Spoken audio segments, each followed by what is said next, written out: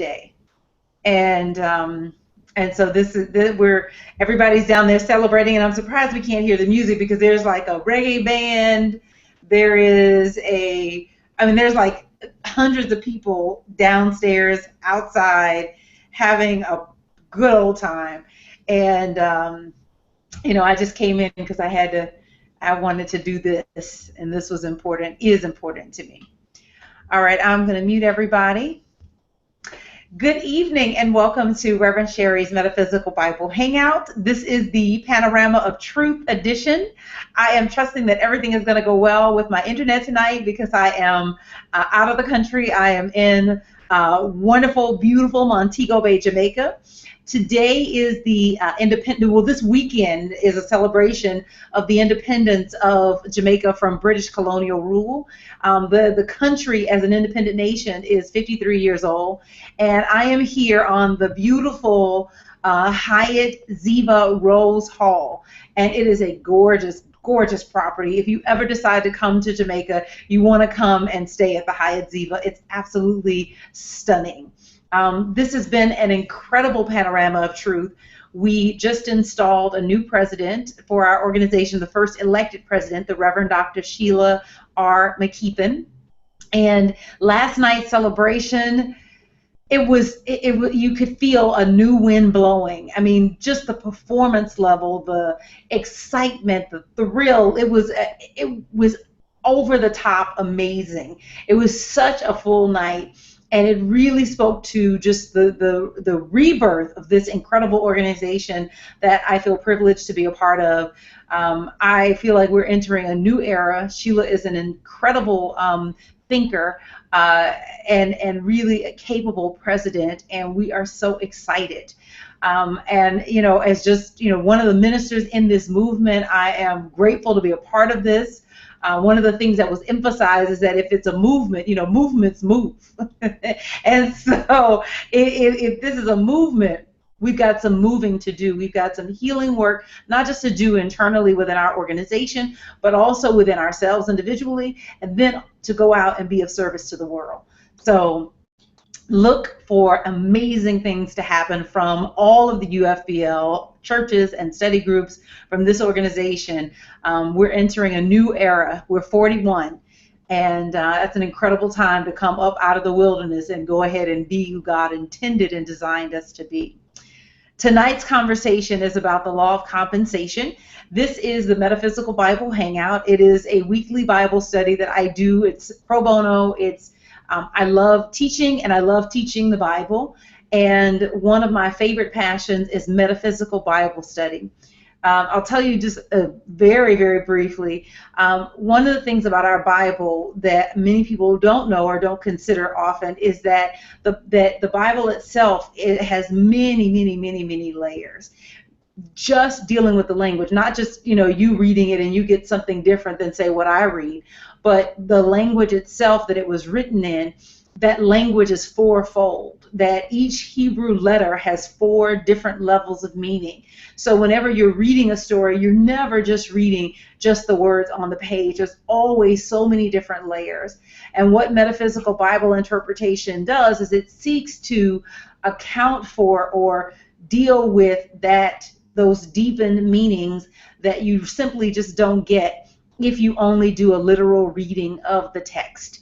So as a metaphysician, we absolutely consider the Bible literally, but we also consider it metaphorically, we consider it allegorically, we consider it historically. So we look at it as a historical document. We recognize that it grew out of a community of people, that the document didn't predate the people predated the document. And all of those things go into the criticism of the book. And I don't mean criticism as in to label something bad, but criticism where you consider all of the different things that go into informing what is in the text. I've been doing this now since September 2013. I'm coming up on 2 years of the Metaphysical Bible Hangout. If you want to go back and watch the archives, there are tons of archives. We have done some incredible series, and right now we're in one of my favorite series on spiritual law. And we're working with the text, Working with the Law by Raymond Hollowell. This is an awesome, awesome, awesome book. Great to actually I have one of the not original copies, but because this one was printed in 1975. No, this one was printed in 1992, but it was originally copywritten or written in the 1960s. But it is a seminal work on spiritual law and one that you'll want to add to your library. Tonight, we're going to be working with the law of compensation. And this is an incredible, incredible, incredible chapter to talk about the law of compensation. Now, I have framed this series, the law applies to everything. It applies to you, your marriage, your friendships, your job, your health, your money, it applies to every area of your life. I have shaped this series to focus on entrepreneurs. I feel that that many people don't always think of their business as a spiritual business unless there's some kind of spiritual angle to their business. But the truth is that you live in a spiritual universe, and everything in your world, whether you work for a company or whether you run your own company, and whether or not you even do anything that relates to the Bible in your company, it is a spiritual endeavor. And it's a spiritual endeavor because we live in a spiritual universe. And so what you're interested in doing beyond anything else is, of course, standing out from the so-called competition. You're eliminating the mental blocks that hold your business back. And you're looking to attract and retain the right clients. You want the people who are right for you. You don't want just any customers. You want your customer. And then you want to turn your part-time business income into a full-time income. And so these are the things that we have been looking at since we started this series in July, and we will continue it through the beginning of September until September 10th. And we meet every Thursday, 8 o'clock Pacific. You can watch, you can come join me live, or you can watch from my website at revsherri.com. You can also watch the simulcast at truthunity.net. Our outline tonight, very straightforward. We got some announcements and opening prayer. We're going to look at the law in action. What is the law? And tonight I figured I'd switch it up. I've been looking at real-world examples of applying the law, but I think tonight I want to look at biblical examples of applying the law. We're going to talk about two of those. We're going to look at what is the law of compensation, what is the key to the law of compensation, and then whatever we possess is our just reward as part of that section. And then finally, we're going to look at how to work the law of compensation. So the law in action, what is the law of compensation, and then how to work the law of compensation. And then provided that I get through to the end, we will take questions. And I say that and I smile because I always start with the intention of leaving time for questions, but it doesn't always work out like that. It just simply does not. All right, moving on. Couple of announcements. You can follow along on the blog. Every week I publish a companion piece. Some people like to study for the written word, and so you are absolutely able to look at the written word for this, or you can just join us live on Thursday nights. My new teleseminar starts September 1st. So as soon as I get back from POT, I am going to be starting to promote that. So if you just want to stay in the loop and see if this course is right for you, it's a 7-week course. Make sure you're on my newsletter and sign up at revsherri.com. Webinar Jam. So this is our new platform. We've been using it really for the last 30 days, and we've had very, very good success with it. This is the new platform. It changes, though, how we register. So I used to set this up where I would send out an invitation via Google Hangout, and it would drop into your inbox, and, the whole thing, right? Well, it doesn't really work anymore because Google Plus was just giving me too much trouble. And so I moved to Webinar Jam, which is like an overlay, an overlay on the Google Plus platform. And so in order to get the link to join us, you need to be a part of my newsletter. So definitely make sure that you go over to revsherri.com, sign up. Plus, I have some free tools that I give you. I have a list of 5 must-have spiritual tools. And if you want that list, make sure you sign up for my newsletter, and it'll also keep you in the loop every time we're doing these live broadcasts. The other thing that I'm planning to do is to start doing some very highly specialized one-off seminars that are not public. They'll be free, but they're not public.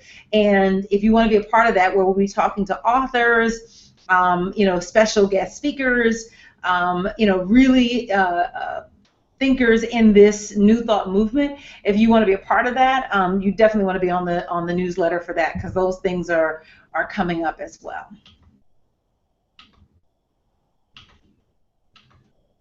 The scriptures for this 11-part series, the first is Proverbs 23:7. As a man thinks in his heart, so is he. And Romans 13:10, love does no wrong to a neighbor. Therefore, love is the fulfilling of the law. And I always want to emphasize that love fulfills the law. We've been studying spiritual law.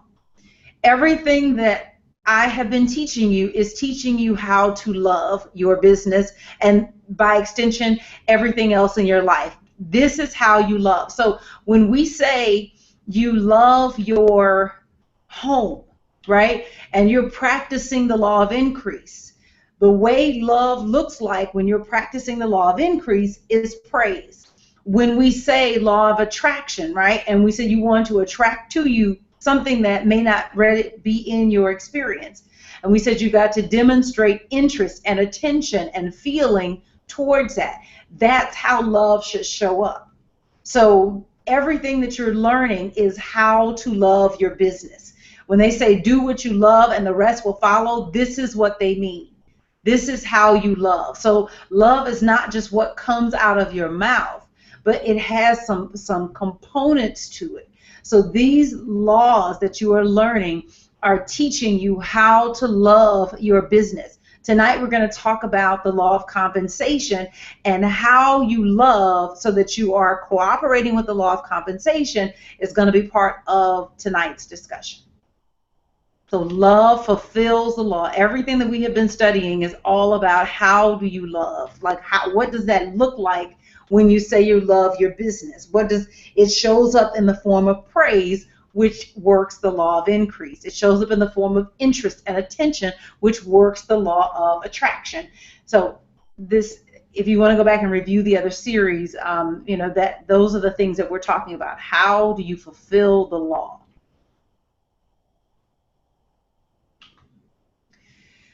Opening prayer. If you can just take a few minutes to simply relax and allow yourself to connect to all possibility, all power, all love, all joy, all kindness. Thank you so much for this sacred hour that we have together. Thank you for each soul that is a part of this conversation.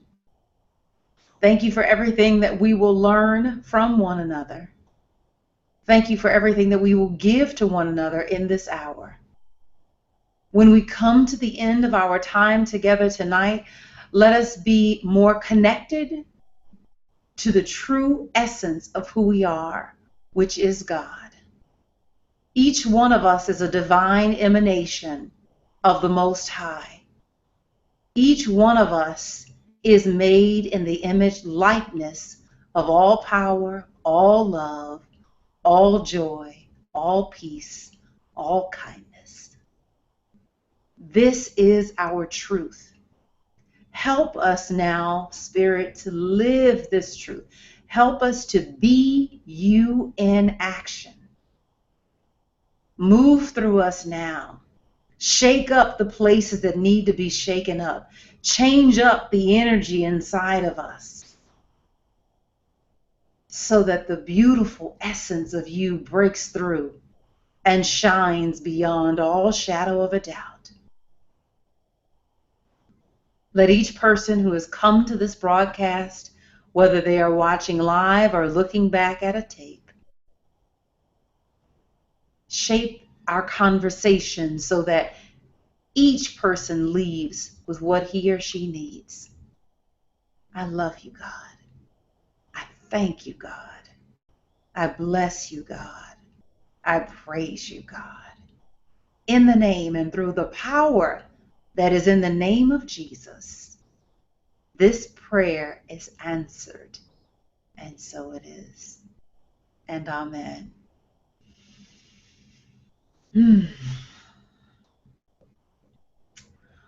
Okay. The law in action. If you have been following this series, you know that this card never changes. It's the same for every week, but it's because repetition is the mother of making sure this lands in your heart and not just in your head. God is the law with a capital L. God as law is how God shows up working in our lives. So it is simply a term. When you use the term spiritual law, essentially you are saying God. And it is simply a term to explain how we experience God in our everyday lives. So for example, the law of gravity is how we experience God as the force that anchors us, that tethers us to the planet, such that we can move through the atmosphere wherever we are without losing ground or floating away into the ethers, right? The law of attraction is how we experience God as the force within us that draws to us that which we want. The law is simply a term to express God. The law of increase is simply a way to explain how we experience God as the force that increases in the good in our experience. These are simply terms to describe how we experience the Most High. So when someone says to you, what is spiritual law, and you'll hear crazy stuff, because it's mainly folks that are not aware of how this Bible came together, and they'll say, oh no, Jesus came and Jesus got rid of the law. No, Jesus did not get rid of the law. If you read Matthew closely, Jesus is actually turning up the heat on the law, because what he says is that you have heard it said that you shall not hate your neighbor. I'm going to mute you, Andrea. Okay, there we go. You have heard that it said that you shall not covet thy neighbor. But I say you don't even need to think it in your heart. Like everything that he said, the states are called the antitheses, right? All of those statements turn the law up as far as the expression of it. So no, Jesus did not get rid of the law. Jesus was a devout Jew who absolutely honored the Mosaic code. What he was calling people to do was stop keeping it on the outside and start keeping it on the inside. Because you doing it on the outside, and we know this, you can mess with stuff on the outside, but if you don't change what's happening inside, you'll still recreate the same mess, because wherever you go, there you are.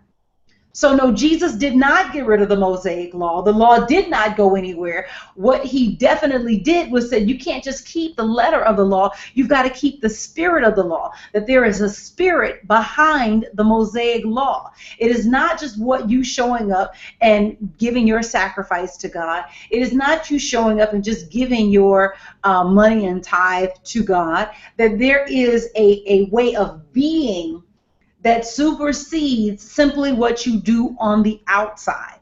But again, depending on the spiritual community that you may be in, you may not be taught that. You may be taught that Jesus got rid of the law as if Jesus decided to stop being a Jew. And that's simply not the case.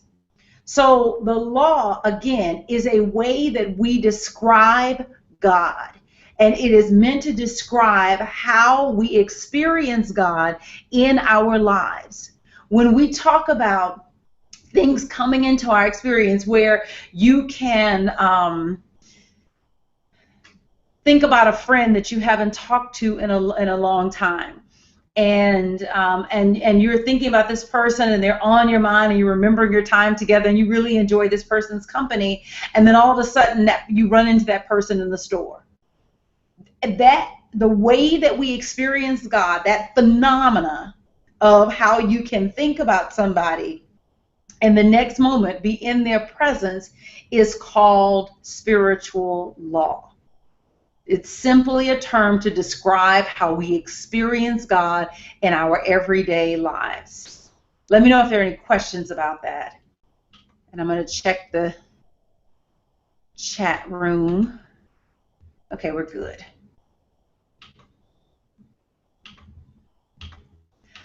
So a couple of biblical examples. So David, everybody loves David. They call him the apple of God's eye. And, if you had the PR team that David had, you'd be called the apple of God's eye too. But that's a whole different lesson. He chose to kill Bathsheba's husband rather than face his indiscretion in sleeping with a married woman. And in the end analysis, he had to face his mistake and clean it up. You never get away with anything. It just is not how the universe works. And whether someone witnesses your comeuppance, as it were, or whether it is something that is simply between you and the spirit, everything brings about, especially something that is based on error thought. There's it's in Fillmore, and I just can't quote the exact book that it's in, but every error thought contains the seed for its own destruction. Every error thought contains the seed for its own destruction. So even the moment that it is set in motion, it contains the seed for its own destruction. So it may live for a time, but it can never live forever. There's a quote from Martin Luther King that talks about the arc of the universe, and it says the arc of the universe, the arc of the moral universe is long, but it bends toward justice. The arc of the moral universe is long, but it bends toward justice. So it may appear that someone is getting away with something for a time, but Galatians 6:7 tells us God is not mocked. For whatever you reap, you will sow. That is simply how the universe works. So David, who the apple of God's eye, but made the decision to have an affair with Bathsheba, impregnate her, and then try to kill her husband. And what he thinks he has gotten away with is now brought back to his face. And he must deal with it. Whatever mess you make, you must clean up. There's Elijah. So this is in 1 Kings, and Elijah gets some instructions from God, and he gets 3 sets of instructions, and one of which is to anoint Elisha as his successor. And this is the first instruction that he carries out. And so he's walking along the road, and he sees Elisha. So Elijah with a J-A-H, Elisha, S-H-A, right? So Elijah is walking along the road, and he sees Elisha, and he takes his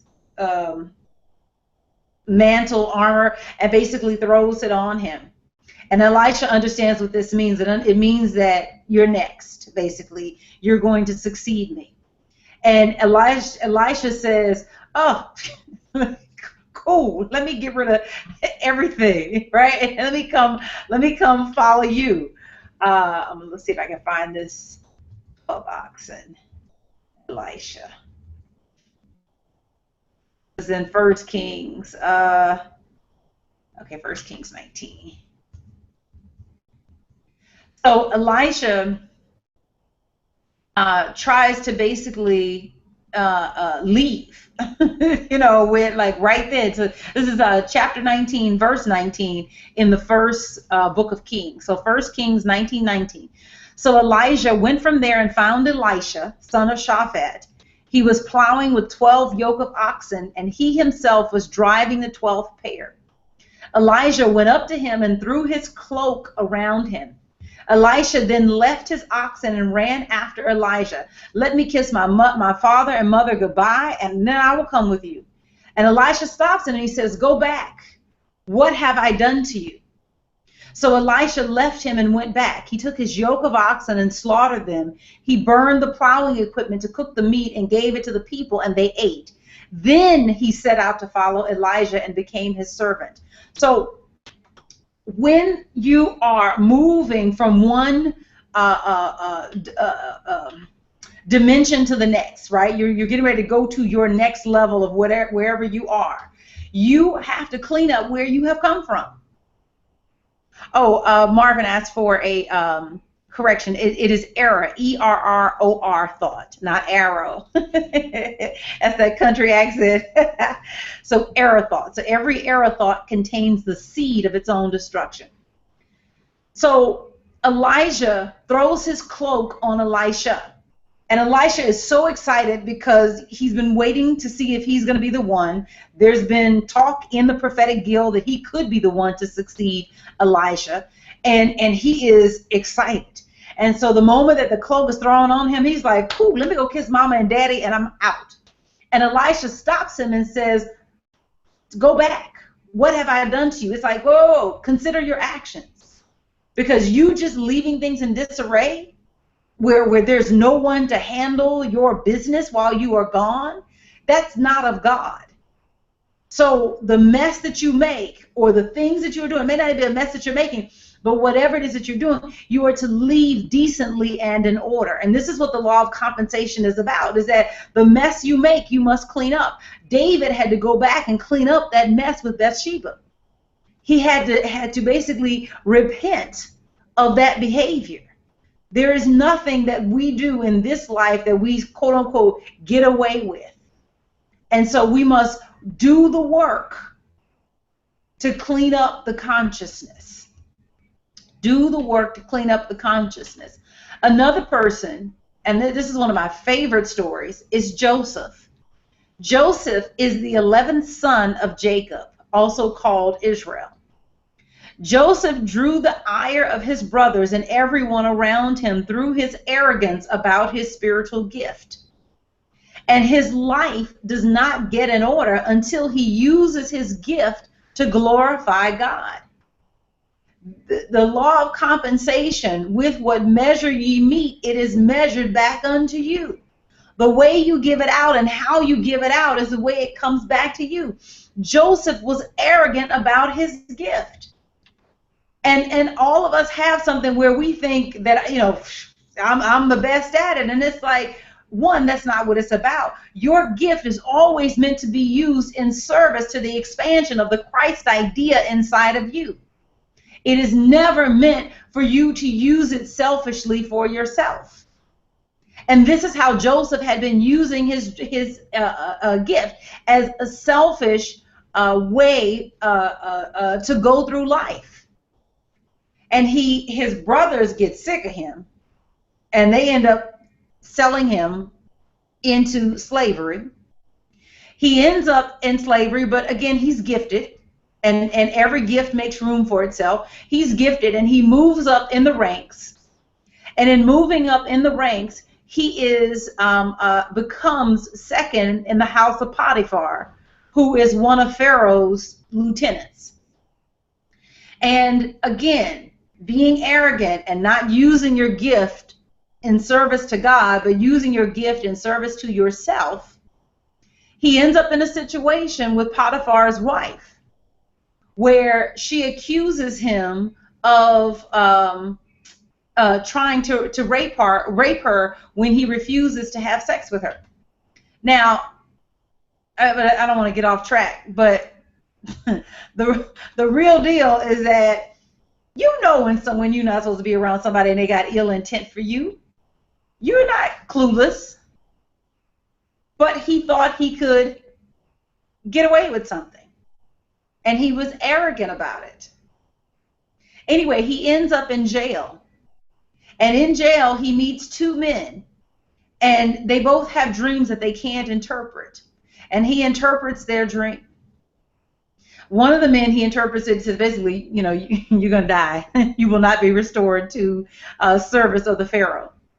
But the other one, he knows that he is going to be restored and that that's what his dream means. And he's like, look, when you get out, remember me. The guy gets out of jail and forgets him. He spends another 2 years in jail. It took him being left in jail for him to finally get that it is not about me. With what measure ye meet, it shall be measured unto you. That when you do things only for yourself, only for your own selfish gain, it carries a price. Now, for Joseph, it meant a physical prison. But for you, it doesn't have to be you behind bars for you to be in prison. Everybody that's in prison is not behind bars. Everybody that is in prison is not behind bars. Prisons come in a lot of forms. And when you do things and use your gift to selfish ends, it locks you in. And it can be selfish in the form of well-meaning, where you're well-meaning towards a family member and you disable them because you think you know better about what's supposed to happen in their lives. And not only do you disable them, but you imprison yourself because now you're the keeper of somebody who's a grown person who needs to be taking care of themselves. Prisons come in a number of different forms. And you can lock yourself up and throw away the key because you're the only warden in your jail. But this is the law of compensation. With what measure ye meet, it shall be returned unto you.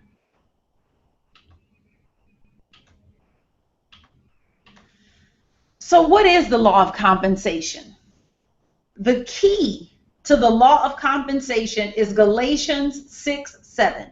Whatsoever a man soweth, that shall he also reap. Our own comes to us, and only what is our own.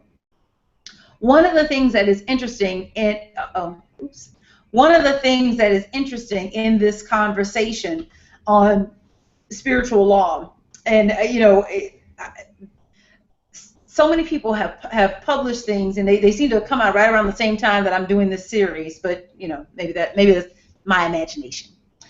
And they have said things like, well, the law of attraction is a secondary law, and what they put out in The Secret was highly commercialized, and it doesn't really tell the full story of like how things work, and the law of attraction is secondary, so it doesn't always work the same each time, and it's like, what kind of convoluted? God is everywhere evenly present. There is no more God over here than there is over there. And the thing about God, and we said the law of attraction is a synonym for God, just as the law of compensation is a synonym for God, just as the law of increase is a synonym for God. It's a synonym for how God works in a particular situation. Those laws are faithful laws of the universe. If it's not a faithful law of the universe, meaning that it's intermittent, it's hit or miss, then it's not God. So let me see if I don't know how to clear it up anymore. Because I hear all kind of and it's like, look, no, I don't understand what happened in Charleston. I don't consciously understand it. I don't, in my mind, I can't make that make sense, right? I don't know. I think that it was wrong. It was awful. In my mind, it should not have happened. It was mean-spirited. It did not recognize the Christ presence in himself or the people that he killed. It was wrong.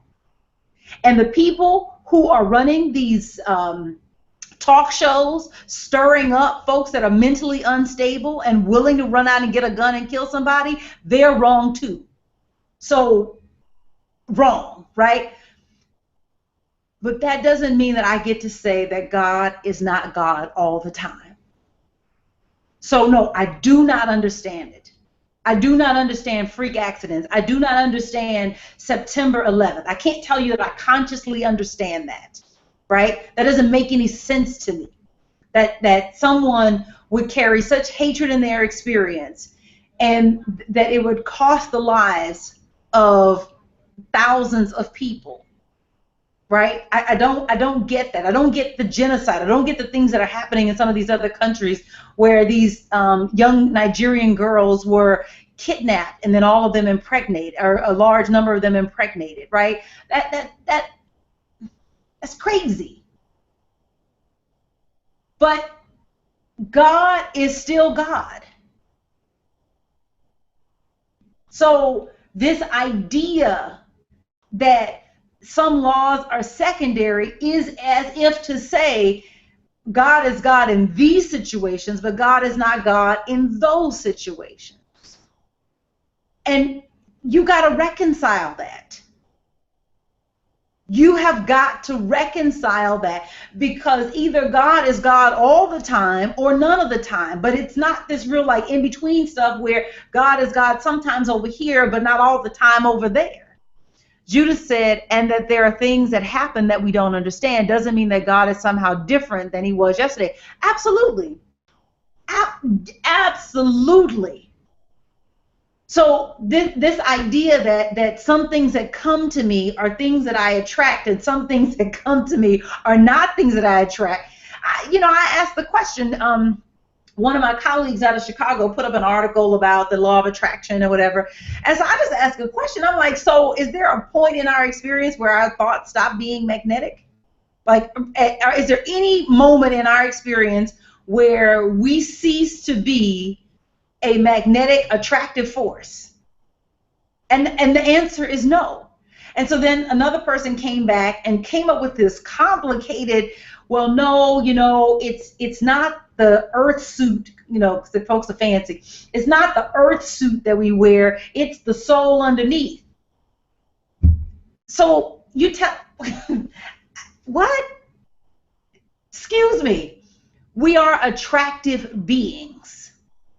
And I do think that we get caught up on the minutia of life, where we look at every little incident and try to trace back to cause. And I think what this person was trying to say is that essentially you can set up a karmic debt where you do something in one life but you don't pay for it in the next life.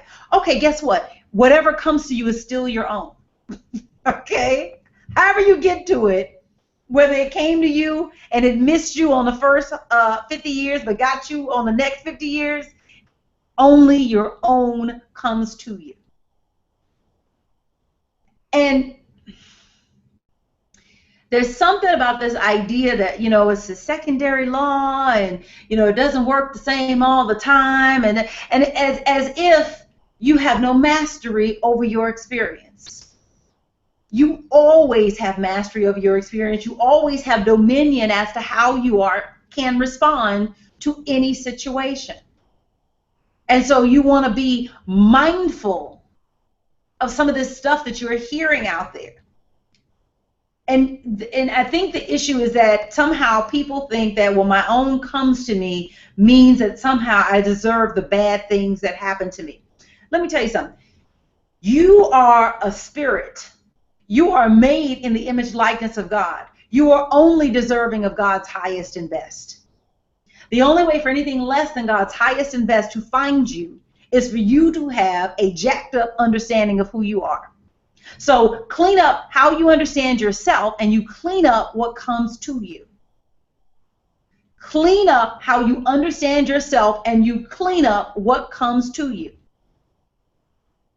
We do not live mindfully. We live with so many distractions. Everything has our attention from the sun up to the sun. Think about, what's the first thing you do when you wake up? Where's the first place that your thought goes? Do you pick up your phone? Do you scroll through your Facebook?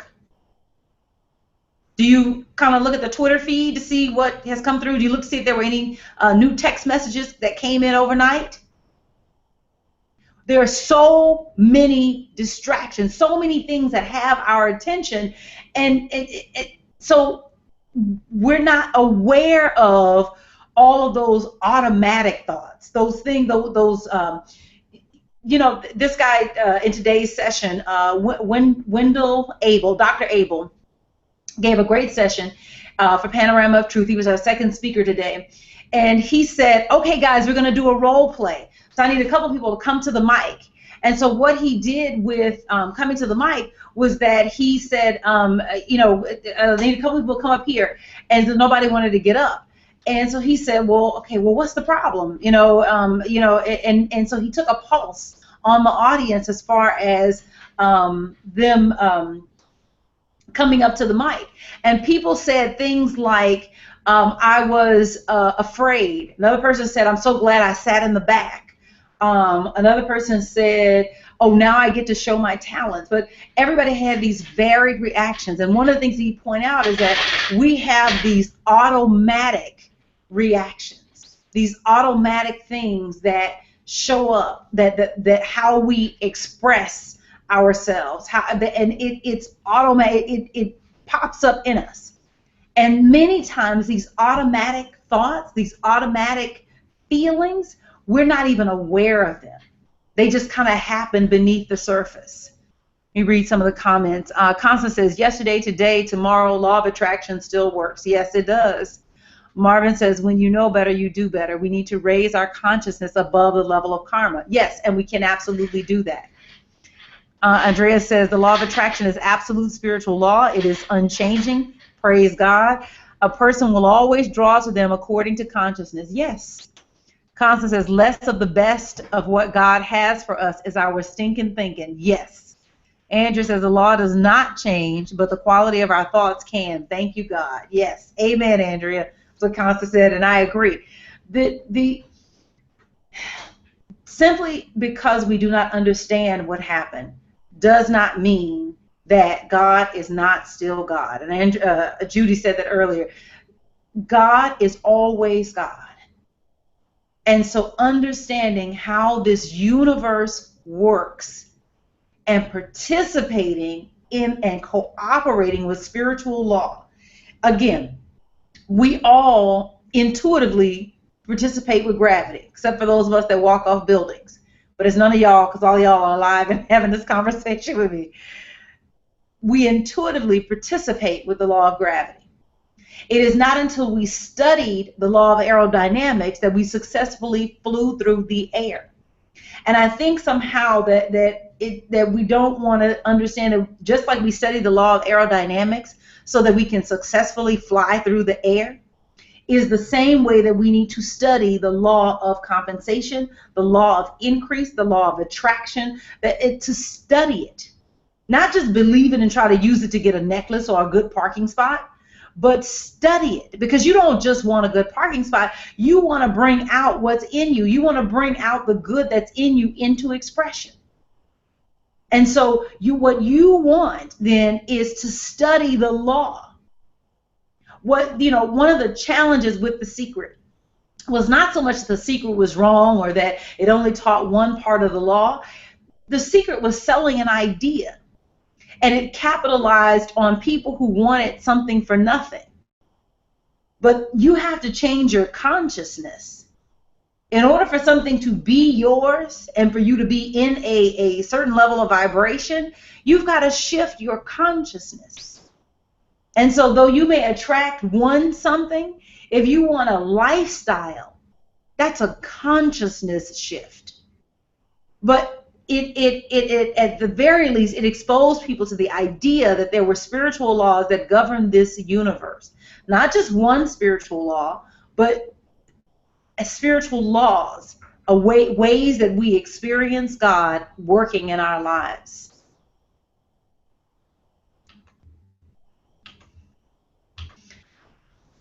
The key to the law of compensation, the key to successful living is right adjustments of your thoughts. Now, he wrote something on page 111. He said, the home is a reflection of the ruling mind. And I think that is huge. The home is a reflection of the ruling mind. He writes, have you visited several homes and found them all different in some respect?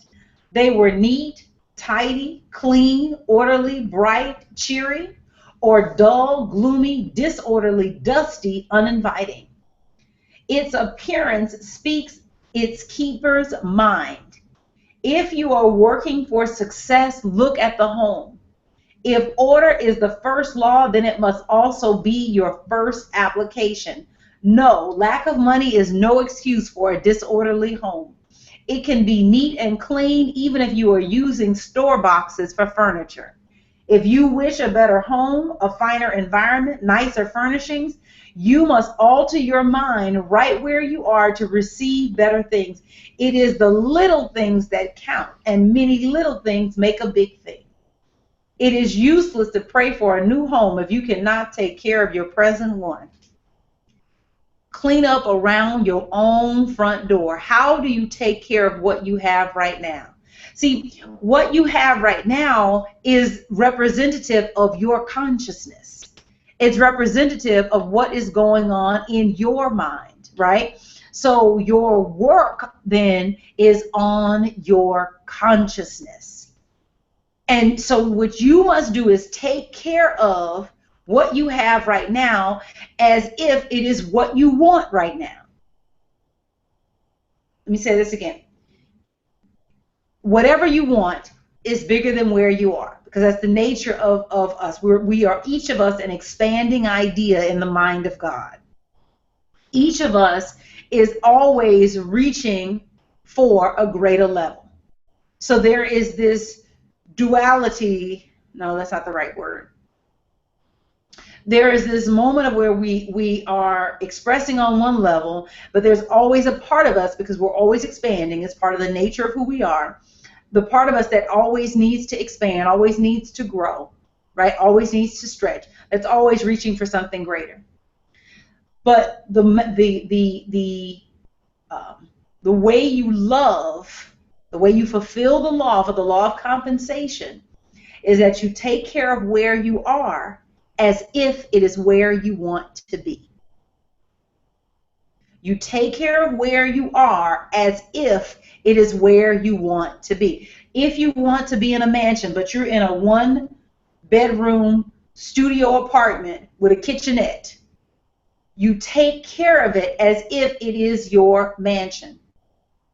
You decorate it with the same level of care and love and joy as if you were decorating a 15 or 20 room mansion. Right? Where you are, you start where you are. You live rightly where you are. It begins with a right adjustment of your world right now. So you don't get the mansion and then start figuring out how you want to decorate. You start with the little space that you have right now. And your right use of what you have right now is an expanding force. God is not mocked. God knows that if you can't handle the one bedroom, you certainly can't handle 15 bedrooms. The universe compensates you for the level of consciousness that you have developed. And it cannot give to you what you have not developed a capacity to receive.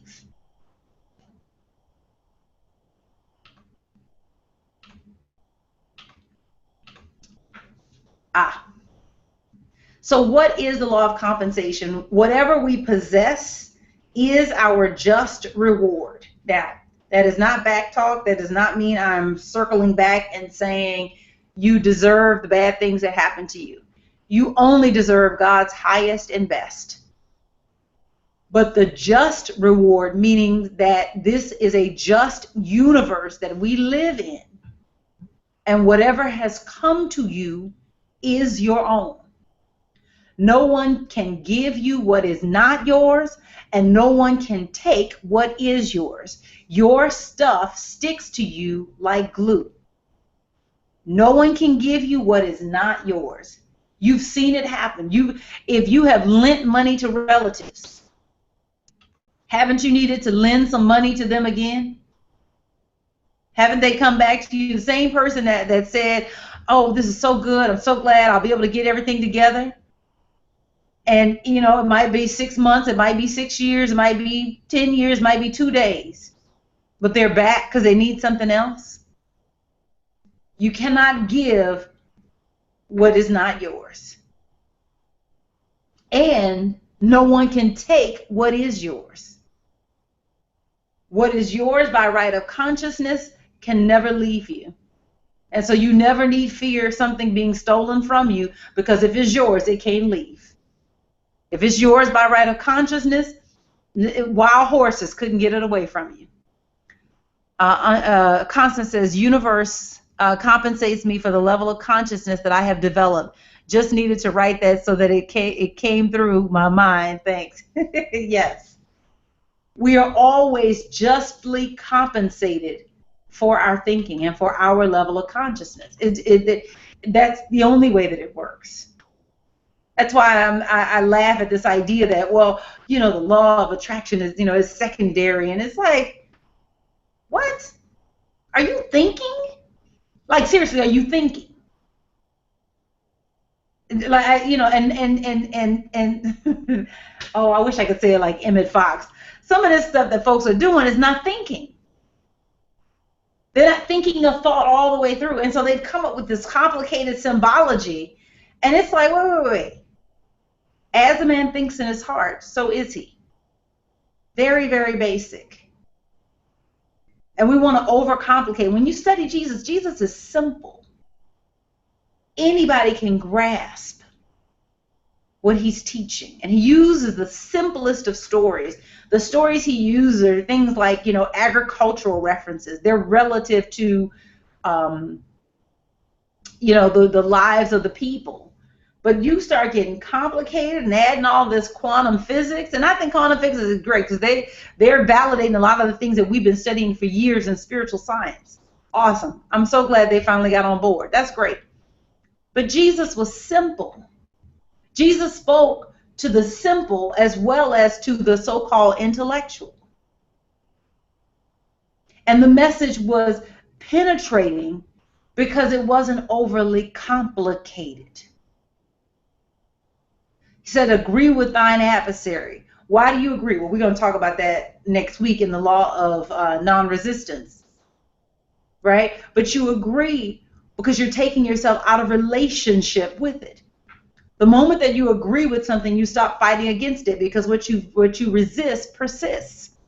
And so the way out of a conflict is to agree. Reverend Barbara says, very true. Keep it simple. We do. We complicate it. We get these, like, you know, $10 words. And it's like, we need to keep this truth simple. The reason we can't get more people in our churches or customers in our businesses is because we keep overcomplicating it. It's not that complicated. As a man thinks in his heart, so is he.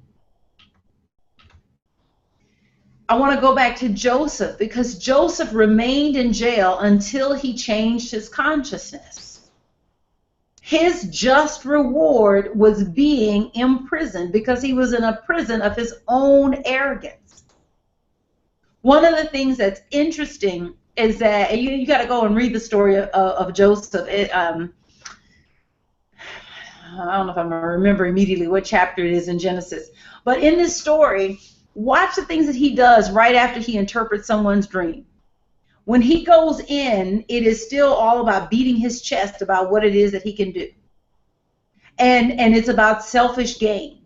And when he helps the butler and the cupbearer, he and the guy that he prophesies that he's going, or interprets his dream and basically says, you're going to get out of jail, you know, he goes to him and says, you know, remember me. Remember my, you know, what transpired between us. But he's still reaching out for his own gain. But watch what happens when the guy finally remembers him and he interprets Pharaoh's dream. The first thing he says to Pharaoh is that, this, I'm paraphrasing, this is not the exact words that he uses, but he basically says, to God be the glory. Basically, it's not me that's doing it, it's the Spirit of God in me. It was not until he had an understanding of how things worked. It was not until he had an understanding of that this is the gift of God that is expressing through me. It was when he finally got that he was able to get out of jail. And and in that instant, he's released from jail. When he finally got that it's not about him. And the same is true for us. We are released from the prisons of our own making when we finally get that it is not about us, that the gift that we have been given is to be used in service to God.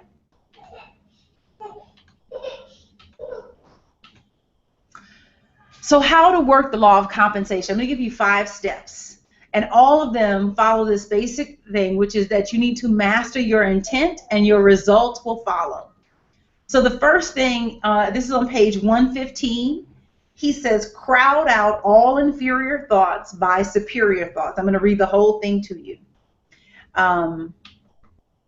He says, crowd out all inferior thoughts by superior thoughts, evil thoughts by good thoughts, ugly thoughts by beautiful thoughts, distressing thoughts by pleasant thoughts, and you will begin to overcome the growth of all negative and confused states of wrong and discord. All things in your life will commence to improve as the direct result of your improved thinking. One of my teachers that is here today, and he said this, and it was so powerful, and it spoke to everybody. He said, your results match your intent. Your results match your intent. Uh-oh, there's a little baby coming here. It's okay. It's all right. Come here. He's making noise in the background. Say hi.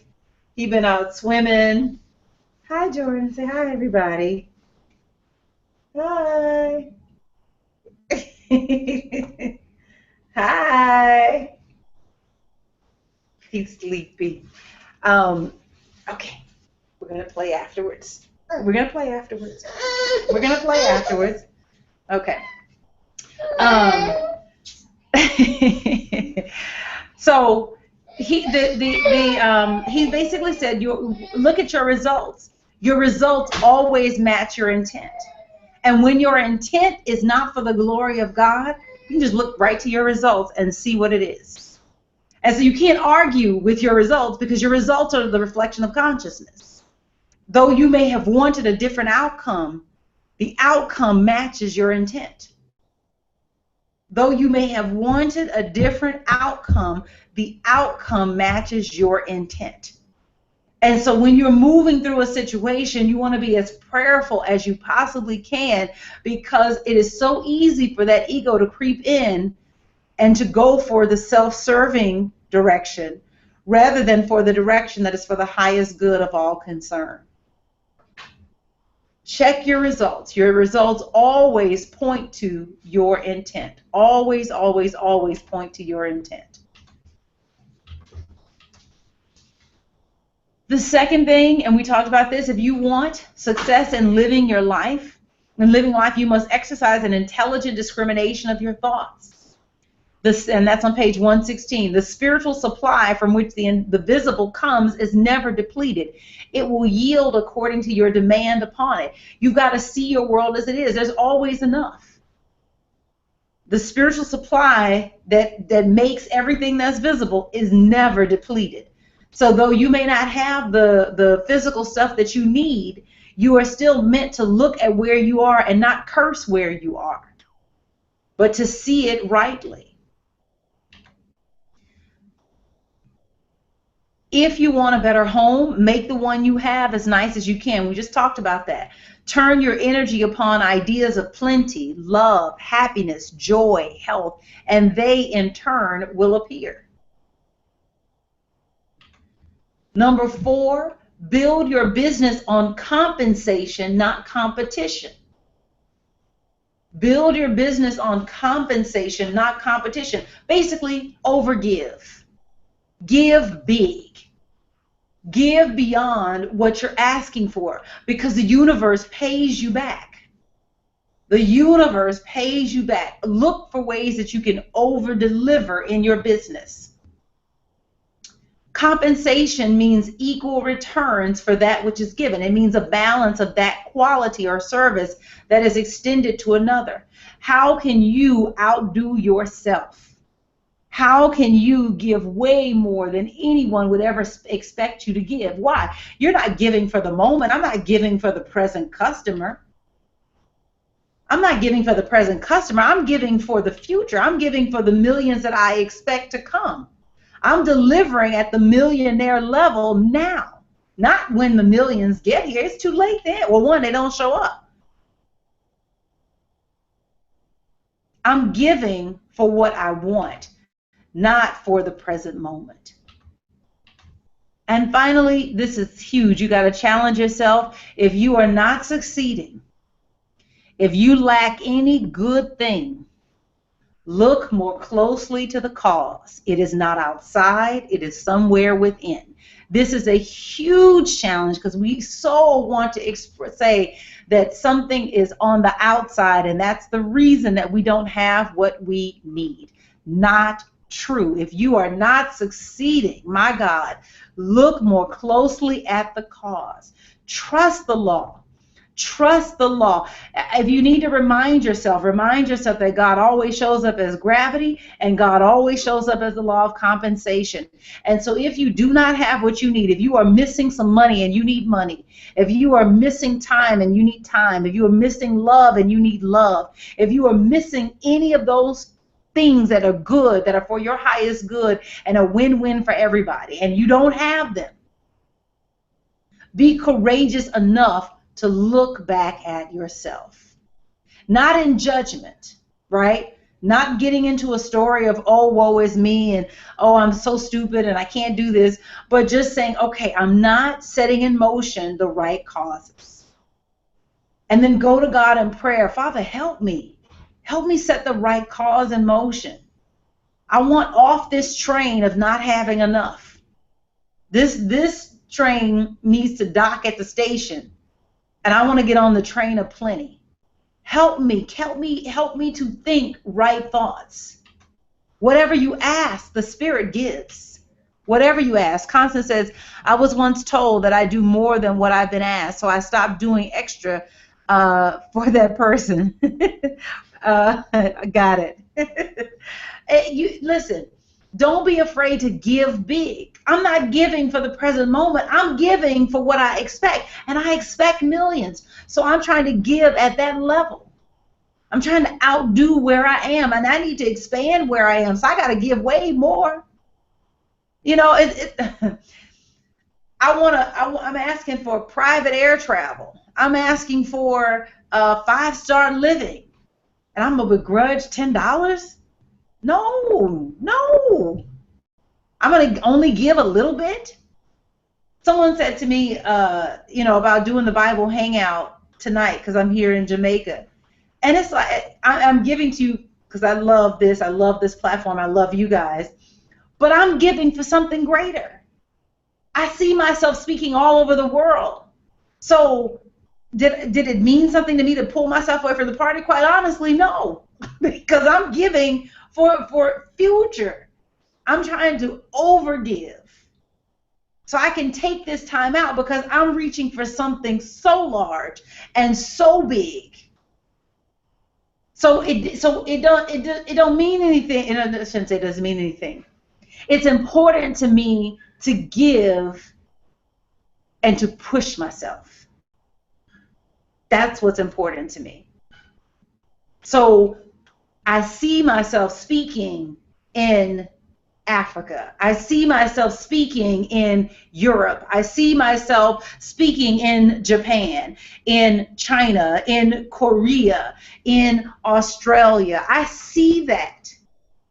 So yes, I can come to Jamaica and take some time away and give a talk about the law of compensation. This is about overgiving, right? This is about reaching, doing more than you ever thought that you could. And just to recap, so these are the 5 ways that you master your intent and your results will follow. Number 1, crowd out all inferior thoughts. The Bible verse that supports this is Philippians 4:8. Whatever is true, whatever is noble, whatever is right, whatever is pure, whatever is lovely, whatever is admirable, if anything is excellent or praiseworthy, think about such things. Number 2, see the world rightly. James 1:8, a double-minded man is unstable in all his ways. See the world as it really is. Carrying this duality idea is the thing that's got you tripped up and messing up. Number 3, make your current reality the best it can be. 1 Thessalonians 5:18, give thanks in all circumstances, for this is God's will for you in Christ Jesus. And number 4, give what and how you want to receive. Matthew 7:2, for with the judgment you make, you will be judged, and the measure you give will be the measure you get. Matthew 7:2, for with the judgment you make, you will be judged, and the measure you give will be the measure you get. Whatever you want, give that. If you want love, give love. You want money, give money. You want peace, give peace. You want time, give time. Whatever it is that you want, give, and give it how you want to receive it. Don't give it begrudgingly, because it comes back to you the same way. And finally, number 5, always study the cause. Galatians 6:7 and verse 8, should be 7 and 8. Galatians 6:7 and 8, do not be deceived. God is not mocked, for you reap whatever you sow. If you sow to your own flesh, you will reap corruptions from the flesh. But if you sow to the Spirit, you will reap eternal life from the Spirit. Those are the 5 steps. That's how you master your intent. And the results must follow because they move according to spiritual law. And my call to action for you this week is to consider any results that you want more of and identify the cause. And then number 2, practice setting this cause in motion on a daily basis. So if something is good in your life, figure out what's causing it in you and then do more of that. And then number 3, leave me a comment on the YouTube video with your results. Let's build this community of people who are living this truth in expression. Any questions? Constance says, all those countries and places, I see it for you and I'll be there with you. Yes, yes, yes, yes. Any questions? Any questions? No, not yet. Alita says, what do you think about him saying that the law of vibration is a primary law? You attract things that are in harmony with your own level of vibration. Yes, it's very true.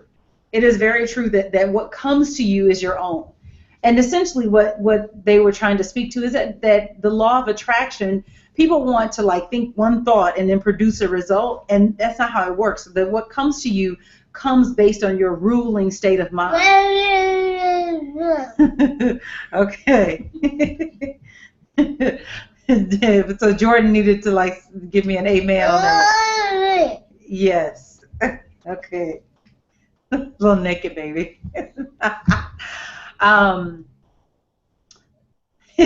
Constance says, I agree, Jordan. Yes. Yvonne says, how can I get your slides? I couldn't write that fast. Yvonne said, oh, I'm convicted about my disorderly home. Help me, Jesus. Girl, me too. Listen, I'm talking to myself because I'm thinking about my office. I'm like, God dog it, I got to get in there.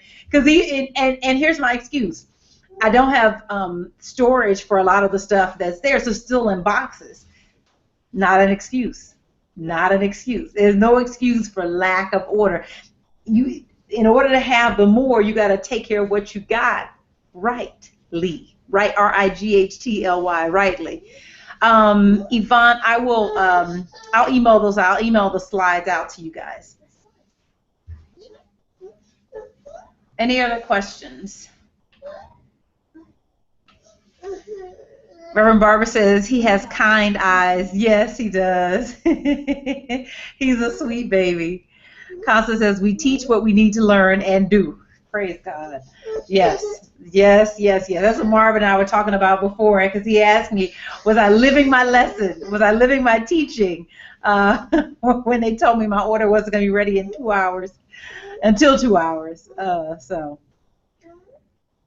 wonderful. Thank you so much for tonight. Just checking to see if there were any other questions. Make sure I caught everybody. Thank you so much. Yay, Jamaica. So here's the thing. You guys got to come with next year. I don't know where we're going to be next year, but this Panorama of Truth has been awesome, and I am so looking forward to where the Universal Foundation for Better Living is going. I am so grateful for women like the Reverend Dr. Johnny Coleman, the Reverend Dr. Mary Tumpkin. They are incredible beacons of light.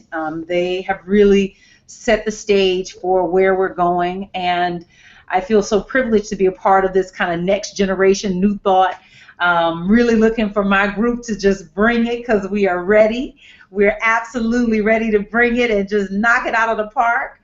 And I'm grateful for this platform, and I thank you guys for showing up on Thursday night. And I'll see you guys next week. We're on the chapter next week on the law of non-resistance. The law of non-resistance, which is chapter 8. Chapter 8 next week in the book. Wonderful. Love you guys. Have a great week. And I release you in the love and the light of the Christ, and I affirm that the light of God surrounds us, the love of God enfolds us, the power of God protects us, and the presence of God watches over us. Wherever we are, God is, and so it is. Have an absolutely beautiful week. See you next week.